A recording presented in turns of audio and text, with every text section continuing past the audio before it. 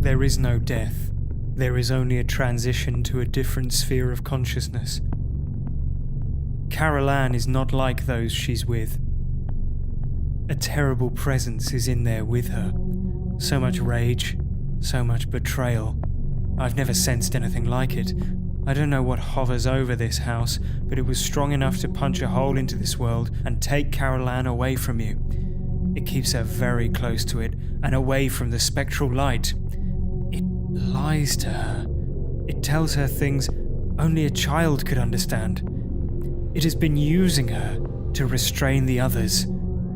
To her, it simply is another child. To us, it is the How to Survive podcast.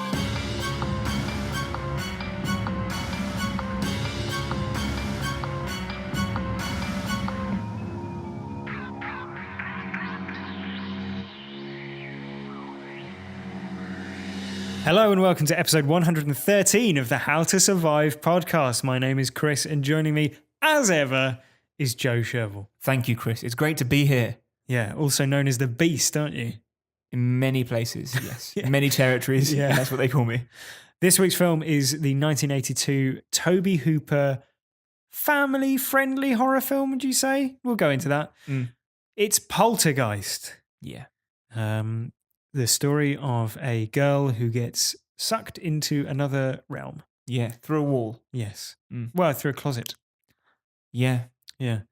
Do you think it's a metaphor for coming out of the closet, Joe, when she's rescued? No, because she's 6 years old. This week's film is Poltergeist. If you haven't seen Poltergeist, we will be spoiling Poltergeist in its entirety because that's what we do here at the How to Survive podcast. Picking it apart. Yeah, we'll be recapping it. We'll be uncapping it. We'll be talking about the film and we'll be talking about how we would survive in it. So this is your last warning. If you haven't seen Poltergeist, go away and watch it now. On with the show. The house looks just like the one next to it. And the one next to that. And the one next to that. A young couple live in it. Give Ken a kiss. You are so obnoxious. With their 3 children. Poor thing. Honey, chewy tried 10 times. And something more.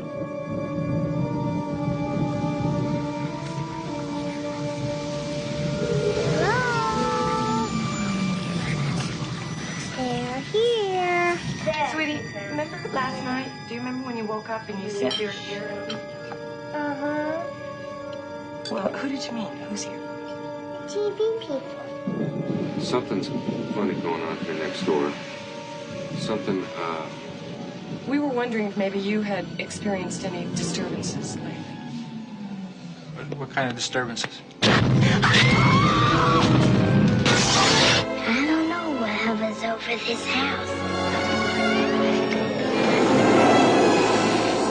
I've never sensed anything like it. Poltergeist tells the story of the Freeling family who live in a neat suburban home in California. Stephen and Diane have 3 children, Dana, Robbie, and Carol Ann, their youngest, who one night becomes hypnotized by strange voices emanating from television static. The following night, the same thing occurs, only this time, a ghostly hand reaches out into the real world, followed by a violent earthquake. Carol Ann ominously announces, "They are here." Spooky events begin occurring, such as glasses breaking and furniture rearranging itself. Though charming at first, that night a tree in the garden breaks through the window and attempts to swallow Robbie whole. That's no good, is it? No.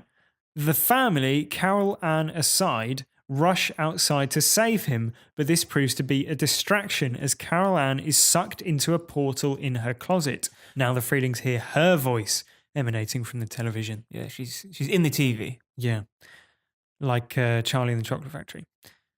The family call in parapsychologists who, through the use of technology, determine the Freelings are experiencing a poltergeist intrusion. They discover that the disturbances involve more than one ghost. In a separate conversation, Stephen finds out from his boss that their house is built on an old cemetery, but surely that's not relevant. Surely not. Mm. Dana and Robbie are sent away for their safety while the family call in a spiritual medium, Tangina Barons, played by Kim Jong-il. Tangina gives some laborious and ultimately forgettable exposition as to the nature of the haunting, but the summary is essentially that the ghosts are restless and they've taken Carol Ann. Tangina also warns of something called the Beast. Through some interdimensional meddling, Diane manages to retrieve Carol Ann. The family pack up their things intending to move house. On their last night in the house, Stephen leaves to run an errand, but while he's gone, the Beast returns to try once again to kidnap Carol Ann. Robbie is attacked by his clown doll, while Diane is thrown around her room by an unseen force and eventually into the pool outside, where coffins begin rising from the ground and spewing out skeletons. Diane manages to escape back into the house and rescue the children just as Stephen returns. Stephen confronts his boss, who merely moved the headstones and not the bodies upon redeveloping the old cemetery, hence all the bodies shooting out from the ground. The neighbourhood looks on in astonishment as the Freeling house implodes into the portal, taking the Beast with it. Yep. And that is Poltergeist, the 1982 spooky sensation. Yeah. Joe Sherville, what did you make of it? It was okay. It was last week. It was fine. I think not my favourite movie, Poltergeist. No? No, that's Beetlejuice, probably. Okay. There's one Harry Potter, is there, as well? Probably. Yeah. Yeah. Several. I think you're the big Harry Potter lookalike in this room. Right. Yeah. Yeah. No, I Joe's also wearing glasses. Yeah, but I don't have the scar.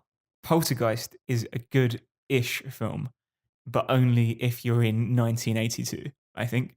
Okay. It's dated worse than most films we covered. I Do you mean, think- we cover a lot of 80s horror, Yeah. and this is one of the hammiest now. Yeah. I agree that it hasn't aged well. I Mm. think there's a certain charm to it that comes from watching it with that sort of like contextual sort of knowledge. Yeah, I think the biggest problem for me though with it, I mean, you got the CGI you can forgive because CGI dates pretty quickly. Yeah. And it doesn't look bad. Like it's that sort of Ghostbusters. It is very Yeah. Ghostbusters. Yeah, Yeah, exactly. like painted on sort of Yeah. ILM stuff. Yeah, ILM. I was thinking ILM. Yeah, Yeah. yeah. What's ILM? I love the magic of cinema. Yep. The biggest problem for me though is the pacing of the film. Okay. And we share an Amazon account for the How to Survive podcast. Right. Yeah. No point buying a film twice if we've got to cover it. No. So I think you were watching it and then I started watching it. And my Yeah. assumption was that the film had jumped to the end just to catch up with where you were. Right. Because the tonal shift was so sudden. Yeah. And it had gone from like a chair moved on its own to Yeah. the tree has smashed down the entire front of the house. Yeah, because there's a scene where Stephen and Diane are in the kitchen, the chairs are moving by themselves. Yeah. Then they go to their neighbours and I think they're high and they're like giggling and sort of, Yeah, they're just acting a like, bit weird. Yeah, anything going on here? yeah. And then they put the children to bed and then the tree just like smashes through the Yeah, but flat like house. you know how an orchestral score in a movie generally builds up to a crescendo at the final Right. showdown. Yeah. This is like they've brought in an extra orchestra to make it even more intense. Yeah. And everyone's like, oh, and I was like, I genuinely stopped the film and texted you like, oh, have I jumped to the end? And you were like, Yeah. no. No, that's what happens. Yeah. So that's like what act one. yeah. The second act is like nothing's happening. The people are actually whispering. Yeah. Everyone's awake and they're just whispering. And I had to keep turning the TV up because they're just whispering for no particular reason. That's the trick. That's Yeah. what Toby Hooper wants you to do. Turn it.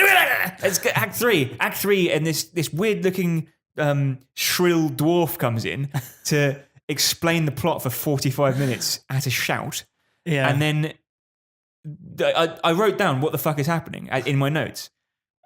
And then it ends. But then that's not, it's like Return of the King. You get 4 or 5 endings. And you're like, I just want it to be over. Yeah. I want to go to bed.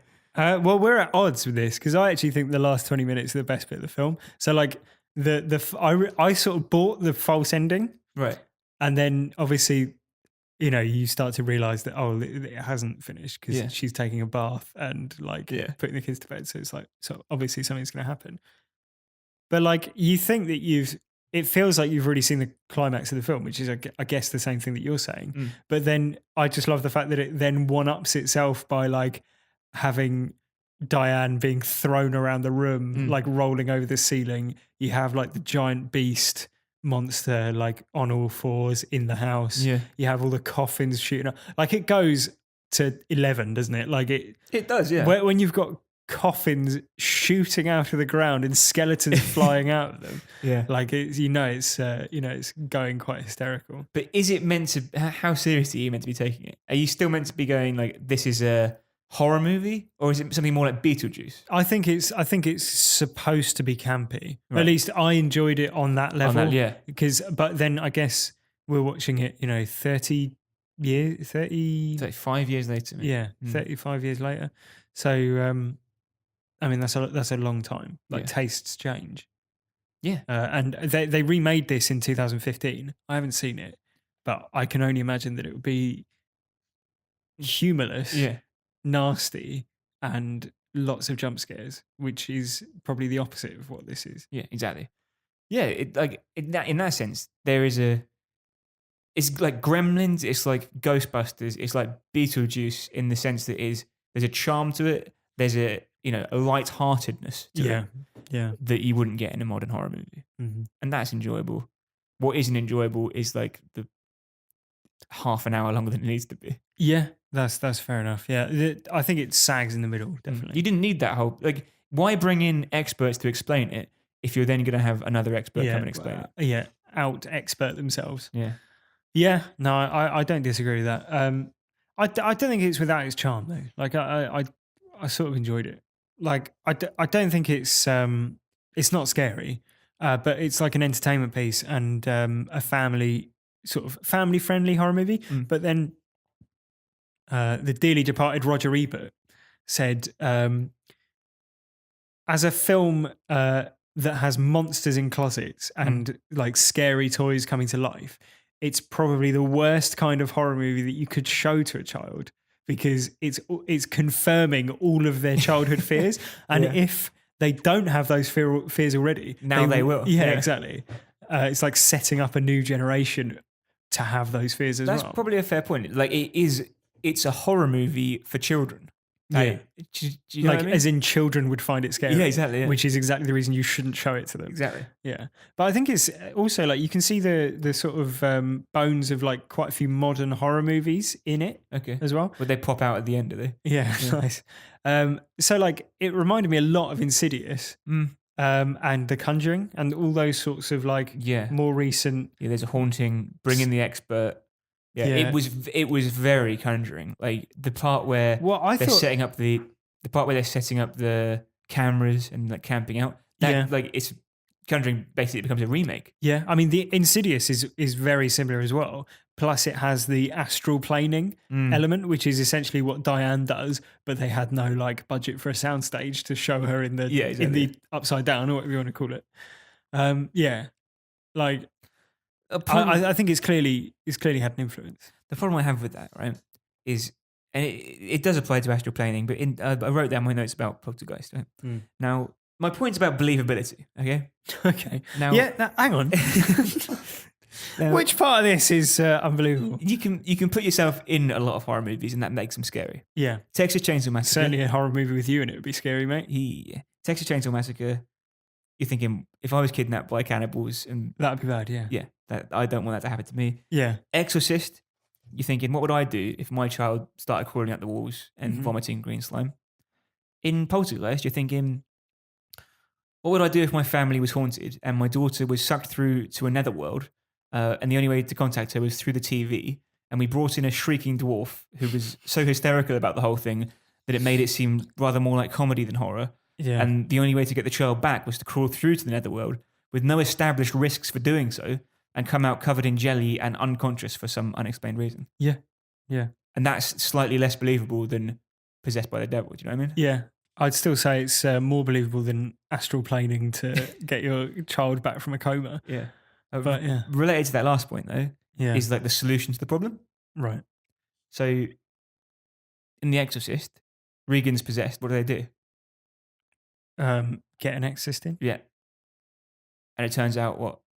That she's possessed. Yeah. Yeah. Very like the the questioning is now complete, right? Right. You could go a step further. Who was the demon? Pazuzu. Yep. Yeah. Fine. Oh, I see. You mean none of those things are established in Well, as well in in Poltergeist. Poltergeist, the house is built on an ancient burial ground, but the burial ground is also home to hundreds of lost souls who all think that your daughter can lead them to peace by guiding them to some kind of spectral light. That's because but the problem is that she's a bright light as well to them. And so they get distracted and flock to her instead of the light to which they should be going. Yeah. Well, what's the light? Well, presumably it's like passage to the afterlife. Yeah, the light is a bridge between some kind of world which isn't quite limbo, but it's sort of similar, and it can take people through to either heaven or hell. And these are your own beliefs as well. This isn't something that you've passed from Wikipedia. No, I did write this. Yeah. this is genuinely my words. Okay. And It's complicated. yeah, but it's not like Is it too complicated for you? It's not. It's all right. It's all right to admit if it's too much. Like I like world building. I like Game of Thrones. I can see the appeal in Lord of the Rings. I can see the appeal in Harry Potter. I get why that's immersive. This isn't world building. It's someone just talking about the gobbledygook for 45 minutes. Yeah. And it's not engrossing. No. I don't disagree with you. Yeah. Now, Toby Hooper is the director, and we picked this film partially because it has some resemblance to it in the sense that the Poltergeist takes on the presence of whatever scares you most. Yeah. Although the film doesn't exactly spell that out, but obviously Robbie seems to be the only one to whom it does this. But it's like he's really scared of the tree, and the tree comes to life, and the clown, and both of those come to life and try to kill him, which is obviously similar to It last week. And we also picked this because Toby Hooper passed away recently, which is And he's been haunting us ever since. great, tasteful, and Will his soul ever be at peace? now neither of us had seen this film before. No. And in hindsight, does it seem a little bit disrespectful to have picked this film as a Toby Hooper film? Well, because it's. I mean, what else has he got? Texas Chainsaw Massacre we've done. Yeah. But my point is that This isn't a Toby Hooper film. this is very clearly a Steven Spielberg film. Yeah. Right, so anyone who doesn't know the backstory to this, so this came out the same year as E.T. Yeah. And so Spielberg was in the middle of making E.T. when he wanted to make Poltergeist as well. His contract prevented him from directing any film while he was preparing E.T. So he basically enlisted Toby Hooper off the back of Texas Chainsaw Massacre. Now, Toby Hooper is the director, and you know, Spielberg, even like there were reports even at the time that maybe Spielberg directed it, and Spielberg, put a letter out saying no, I may have been involved, but I may have been on set, but directing, but I wasn't directing. It's to denigrate Toby Hooper by saying that I directed it. Now, Steven Spielberg wrote and produced the film, was on set throughout, and members of the cast in retrospect say that it was a Spielberg film in all but name.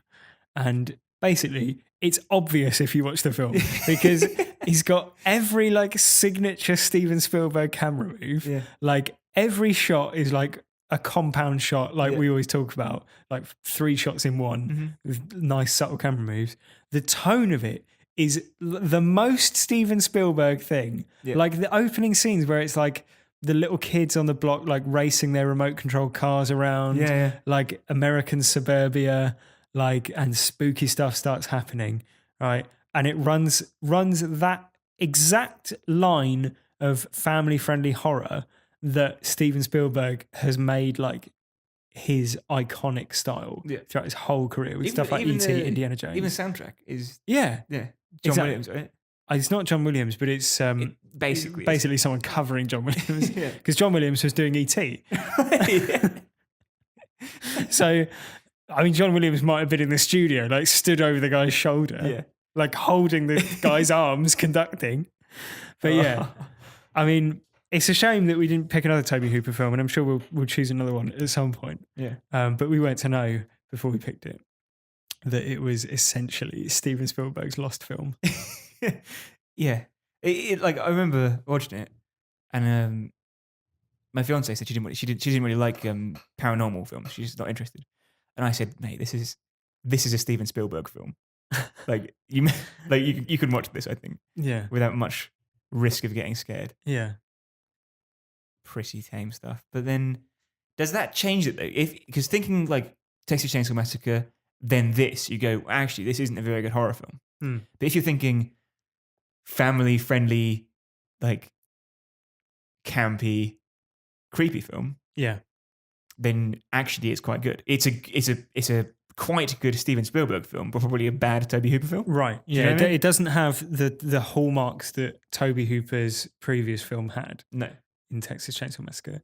Like there are no skin-wearing behemoths swinging a chainsaw around like a maniac. Exactly. There was no that was it's genuinely upsetting and terrifying watching Texas Chainsaw Massacre. Yeah. Whereas this is like Texas Chainsaw Massacre is, I think, one of the few films that's made me like feel sick yeah. from sort of like how unpleasant and frightening it is.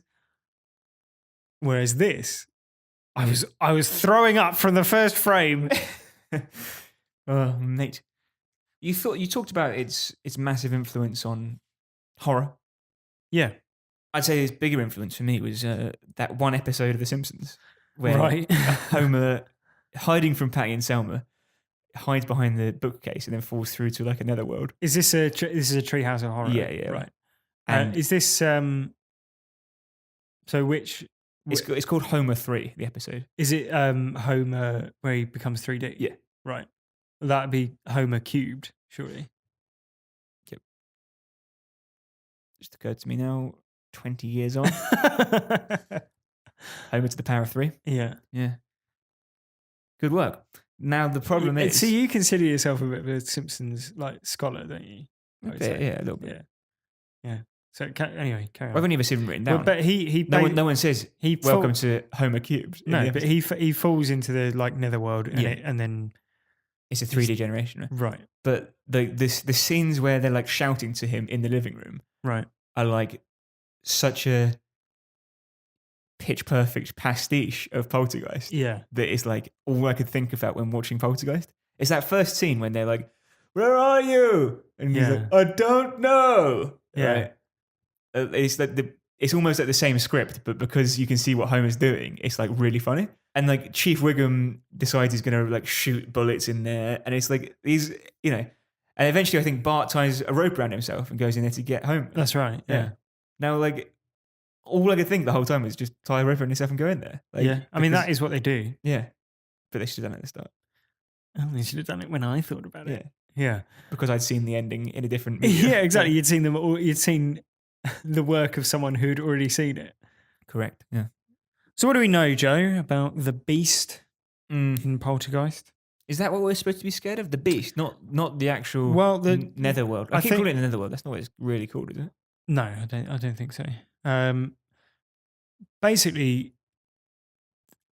as explained in a very convoluted way by Tangina. Yeah, she did have some quite good lines, like "Bend down here, dearie. I'm gonna get whiplash looking at you." Yeah. That was quite funny. Like, Yeah, but then most of the time, it's just weird and Yeah. confusing.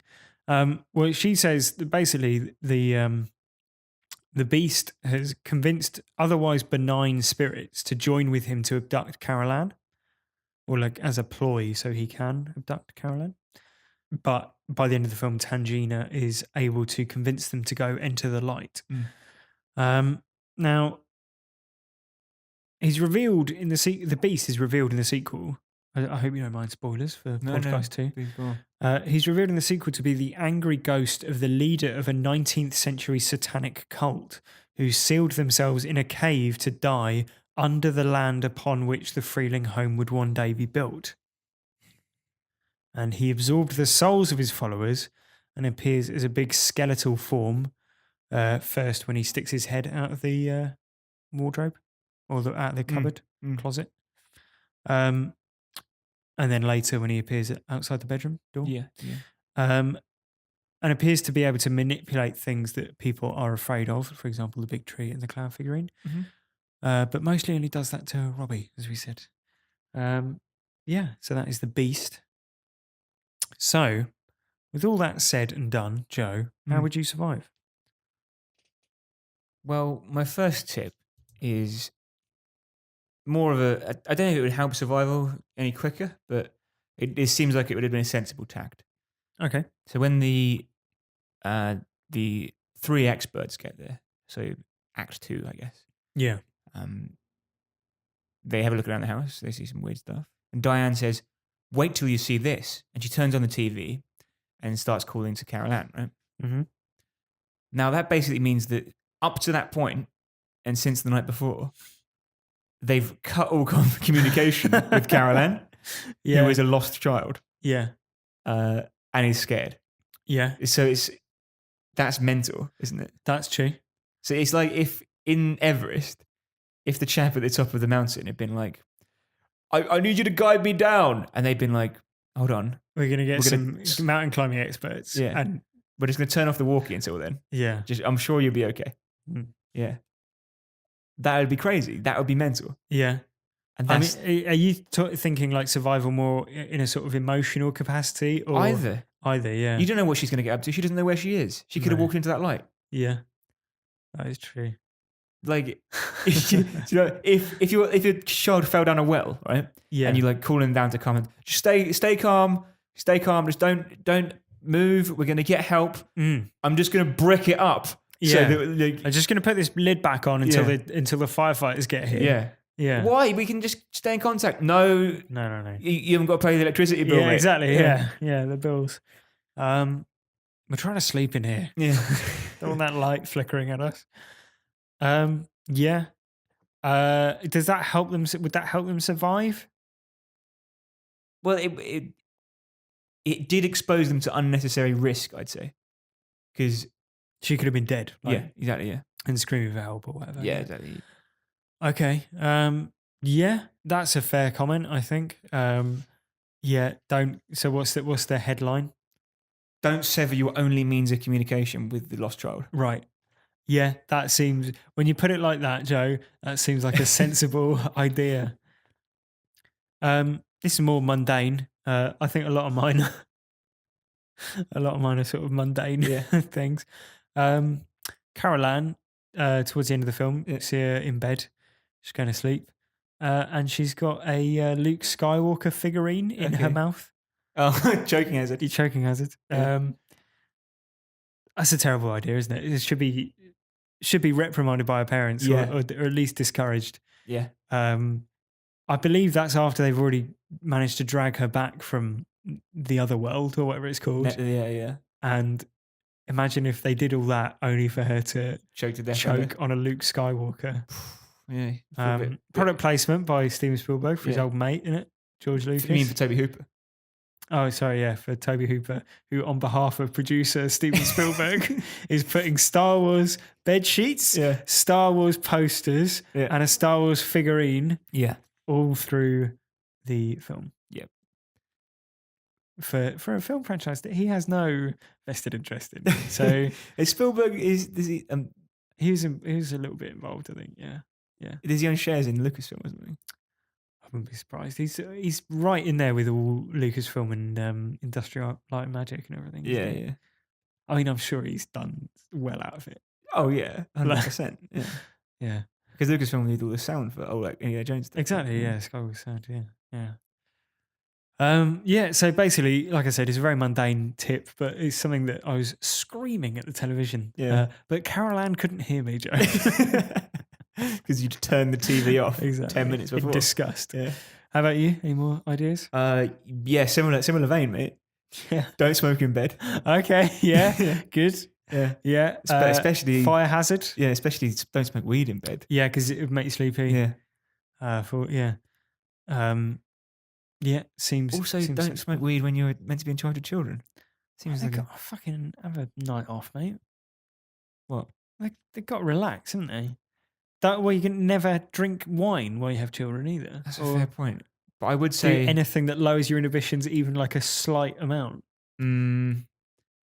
I would say having had wine and having been in a room where people were smoking weed, and I, I'm aware. I saw the you effect it had on a them. secondhand. I saw what it did to them. Right. Yeah. I read it sure. in a book once. Yeah. I can tell you that one's in. It's easier to make decisions when you're on wine On than when wine? you're on weed. Surely. Really? Yeah. Do you think so? I think so. Yeah. Mm.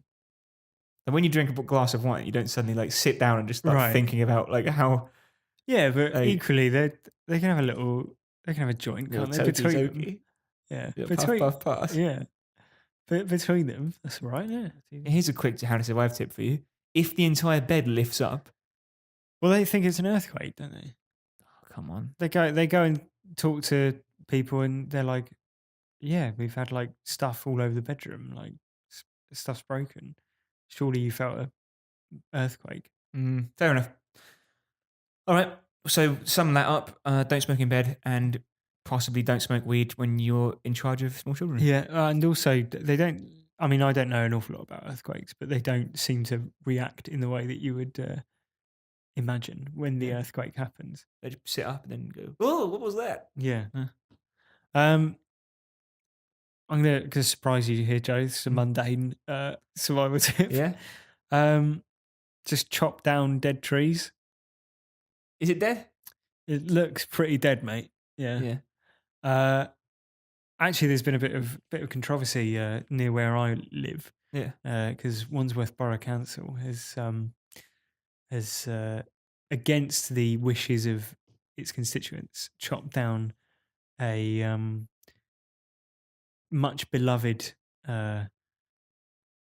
line of chestnut trees Right. in, I believe, Tooting Common Mhm. in South London, if anyone's listening from the area, because of apparent rot and cavities within the trees, which, given that some of them were near pedestrian paths, some of them were near children's play areas, they said was reason for them to be chopped down, lest they fall on someone during inclement weather or otherwise. So just to confirm, you did say this would be mundane. Yes, and of course, like I said, it was against the wishes of Wandsworth Borough Council's constituents, Right. and even our local MP, Dr. Rosina Ali Khan, she actually took to Twitter to complain directly to the council Yeah. in sort of the public view with a strongly worded open letter. Yeah. To which Wandsworth Borough Council responded with photos of the tree stumps with sorts of probes that they said were pushed in just by hand. Like that's how soft and rotten the tree was. You could just push a probe directly into the wood by hand with little resistance. Of course, there's no way to confirm that from a photo. No. So the case rumbles on. I'll let you know what happens with that. Yeah. But anyway, back to Poltergeist. Yeah.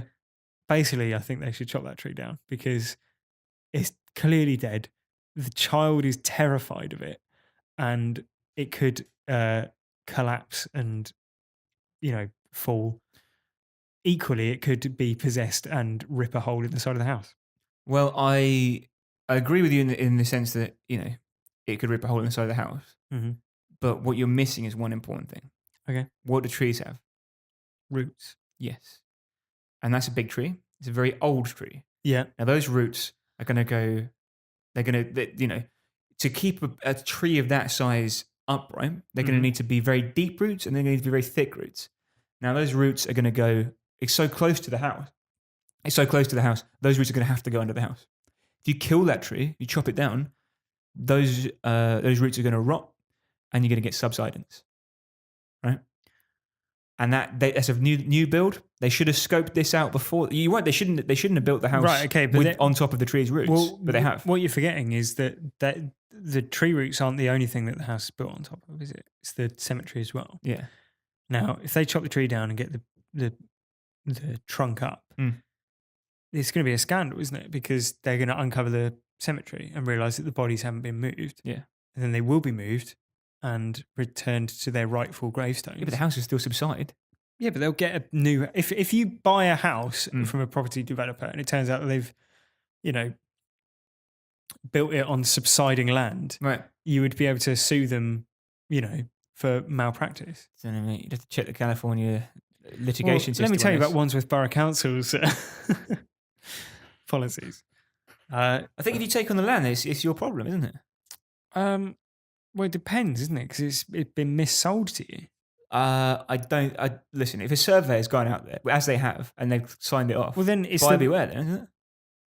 Yeah, but they've erroneously signed it off in that case. Oh, mate, I took the survey, mate. I don't know about I done the survey, mate. I don't know about that, mate. I done the survey.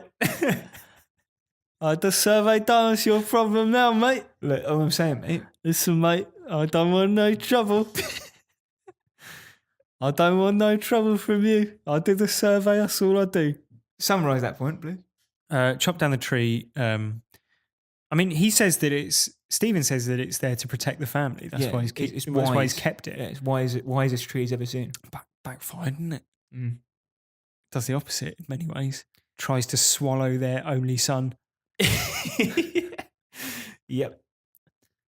Yeah, good Chop point. chop the tree down. Get rid of it. But what if the house subsided and killed everyone in it? Well, you would move anyway. Like if it turned out you were built on a huge plot of like exhumed bodies, yeah. you'd move. All right. Point. They're well not made. they're not paying too much mind to the roots and everything because they're building a fucking massive swimming pool in the back garden. Yeah, that's true. Yeah, that's true. They must have come across the roots when they were digging that pool in. Well, apparently not, mate. It must be no problem with the roots then. That's probably the most we've talked about trees on the podcast, and with such, I'd say such a level of like expertise that can only be reserved for white men. You know what I mean? No. Just like an assumed level of authority on a subject that you have absolutely no idea about. Arrogance. Yeah. Fine. I'm sure there's a survey that's just going, what the fuck are you talking about? If there is, then please email in to enlighten us. HowToSurviveShow@gmail.com. So the final thought that I've got, Mm-hmm. we've set trees straight. We've set Smoking in bed straight. Yeah. Final point is just that when a tree does attack, Yeah. first thing you do in a natural disaster, what do you do? Like get everyone out of the house. Right. Yeah. Exactly. Don't leave the most vulnerable person. within reach of the possessed tree. Yeah. Exactly. If there was an earthquake, you better believe I'd pick up my cats. I'm assuming my fiance can handle herself. Oh, right. No, you got to pick her up as well. Right. Well, she's on my back. I've got a cat in both arms. Right. And I'm running out the front door. Doing squats. Yeah. And that's fine. I wouldn't leave like my child upstairs in that case. I'd get them first. Do you know what I mean? Yeah. Yeah, I know what you mean. It's misdirection, isn't it? Like that's the issue. Yeah, I mean it's hard to imagine whether or not you'd keep your train of thought together if a giant tree was ripping through the side of your house. Yeah. So the tree breaks, and also there's another child at risk. Does your panic in the moment? The frighteners are up. You're a deer in the headlights. You need to save this child. Yeah. Are you going to think better also save the other child at the same time? But yeah, I mean, like you wouldn't. I mean, they're also running into danger, aren't they? Because they're running into the reach of a giant possessed tree. It's like if you had two children and one of them was drowning, you wouldn't put the other child on your back to dive in and get the other one, would you? That's true. Yeah. Yeah, there's a big tree like that in Harry Potter, isn't there? Yeah. You'd know. You brought it up. For your benefit. Thanks. Made me feel at home. Yeah. Okay. So in summary, don't leave the most vulnerable person alone in the reach. I mean, it's true that she danger. is the most vulnerable person, and Dana could have pitched in, couldn't she? For example, daughter. Yeah, she was useless, wasn't she? Yeah, Dana was pretty useless. Yeah. So, I mean, what is your point in summary? Don't leave the most. How many times can I say it? Don't leave the most vulnerable person alone in bed. Okay, fine. It's a good tip. My final tip is let's imagine Diane goes into the other side or whatever it's called. Like whatever's going on in there that means she's covered in ectoplasm. She's fighting things off. She's like ectoplasm. I thought it was just like just jelly or something. Yeah. Oh yeah, mate, it's jelly. It's jelly, yeah. She finally finds Carol Ann, grabs her, gets the exit portal. Maybe it's illuminated by a big exit sign or something. Jumps through, lands on Carol Ann, and crushes her to death immediately. That didn't happen though. Yeah, but they're taking an unnecessary risk, right? They know where the exit to the portal is, right? Yeah. Just put a mattress under it or something. Yeah. But the idea Just I put had any was- sort of soft furnishing under it for them to land on. They know where Diane's going to come out. Yeah. Why don't they set it up so that she's going to be all right when she falls through the fucking build like exit? a tower of mattresses. Yeah. Yeah. And like, she's like unconscious when she comes out the portal. I know that might be because her mind's traveled to the other side or whatever. But it's just, again, like, I know it's another mundane thing.